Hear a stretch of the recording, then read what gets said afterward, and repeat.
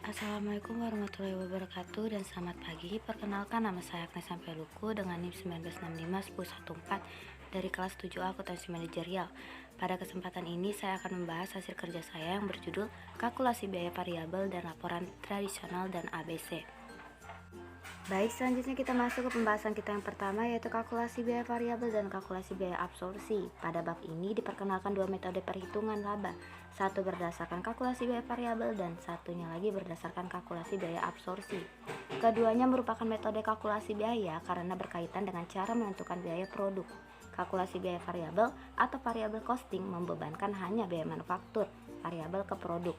Biaya ini meliputi bahan langsung, tenaga kerja langsung, dan overhead variabel. Kalkulasi biaya absorpsi atau absorption costing membebankan semua biaya manufaktur ke produk, bahan langsung, tenaga kerja langsung, overhead variabel, dan overhead tetap adalah hal-hal yang menentukan biaya produk. Pengukuran kinerja pusat investasi dengan menggunakan laporan laba rugi dan absorpsi. Yang pertama ada biaya produk. Perhitungan biaya absorpsinya itu bahan baku langsung, tenaga kerja langsung, overhead variabel, dan overhead tetap. Perhitungan biaya variabelnya itu bahan baku langsung, tenaga kerja langsung, overhead variabel. Yang kedua ada biaya prode. Perhitungan biaya absorpsinya yaitu beban penjualan dan beban administrasi, dan untuk perhitungan biaya variabelnya itu ada overhead tetap dan beban penjualan. Baik, selanjutnya kita masuk ke pembahasan penilaian persediaan. Metode kalkulasi biaya produk yang berbeda akan mempengaruhi nilai barang yang tersimpan dalam persediaan. Contoh berikut akan menunjukkan cara penilaian persediaan menurut kalkulasi biaya variabel dan absorpsi secara lebih jelas. Persediaan dinilai atas biaya produk atau produksi. Perhatikan data berikut dari Fairchild Company untuk tahun lalu. Unit persediaan awal itu ada unit produksi senilai 10.000, unit terjual senilai 8.000. Di bagian biaya variabel per unit itu ada bahan baku langsung 50, tenaga kerja langsung 100, overhead variabel 50.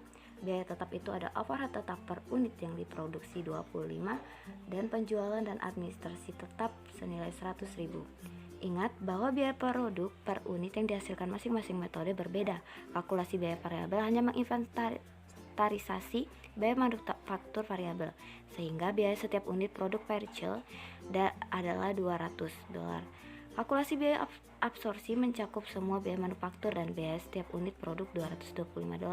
Berikut ini adalah perhitungan persediaan barang akhir Fairchild Company menurut perhitungan biaya absorpsi dan variabel. Perhitungan biaya absorpsi itu ada bahan baku langsung senilai 50, tenaga kerja langsung senilai 100, overhead variabel 50, overhead tetap 25, di total jadi 225.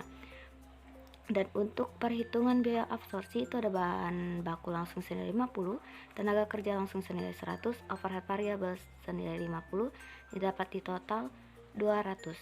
Nilai persediaan akhir yaitu 2000 dikali $225 ada $450.000.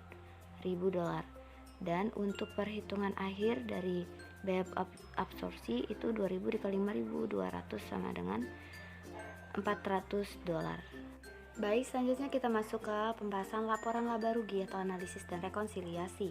Karena biaya produk per unit merupakan dasar dari perhitungan harga pokok penjualan, maka metode kalkulasi biaya variabel dan absorpsi dapat mengakibatkan angka laba bersih yang berbeda. Perbedaan tersebut terjadi karena metode sama-sama mengakui bahwa jumlah overhead tetap merupakan suatu beban. Baik, selanjutnya kita masuk pembahasan hubungan antara produksi, penjualan, dan laba. Hubungan antara laba menurut kalkulasi biaya variabel dan laba menurut kalkulasi biaya absorpsi merupakan ketika hubungan antara produksi dan penjualan berubah. Apabila barang yang terjual lebih banyak dari barang yang diproduksi, maka laba menurut kalkulasi biaya variabel akan lebih tinggi dari laba menurut kalkulasi biaya absorpsi. Penjualan lebih banyak dari yang diproduksi berarti bahwa persediaan digunakan. Hubungan antara produksi, penjualan, dan kedua laba yang dilaporkan disajikan dalam peragaan di bawah ini. Perhatikan bahwa apabila produksi lebih besar dari penjualan, maka persediaan meningkat.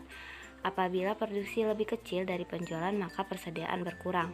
Apabila produksi lebih kecil dari penjualan, maka persediaan berkurang. Apabila produksi sama dengan penjualan, maka persediaan awal sama dengan persediaan akhir. Baik, selanjutnya kita masuk ke pembahasan pengakuan overhead pabrik tetap pada kalkulasi biaya absorpsi. Perbedaan antara biaya absorpsi dan variabel terletak pada pengukuran beban yang berhubungan dengan overhead pabrik tetap. Menurut kalkulasi biaya absorpsi, overhead pabrik tetap harus dibebankan ke unit yang diproduksi. Hal ini menciptakan dua masalah yang belum kita bahas secara eksplisit. Pertama, bagaimana kita mengoperasi overhead pabrik yang dibebankan berdasarkan jam tenaga kerja langsung atau jam mesin terhadap overhead pabrik yang ditetapkan untuk unit-unit produksi. Yang kedua, apa yang dilakukan apabila overhead pabrik aktual tidak sama dengan overhead pabrik yang dibebankan. Selanjutnya kita masuk ke pembahasan kalkulasi biaya variabel dan pelaporan segmen. Pemisahan biaya tetap dan variabel pada kalkulasi biaya variabel adalah penting bagi evaluasi yang akurat.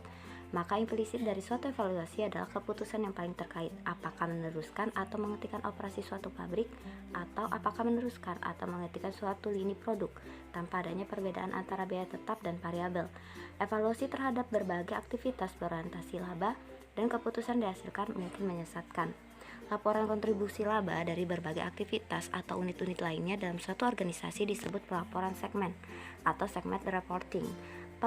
Pelaporan segmen yang disusun berdasarkan kalkulasi biaya variabel menghasilkan evaluasi dan keputusan yang lebih baik daripada yang disusun berdasarkan kalkulasi biaya absorpsi. Baik, sekian dari hasil presentasi saya pada hari ini.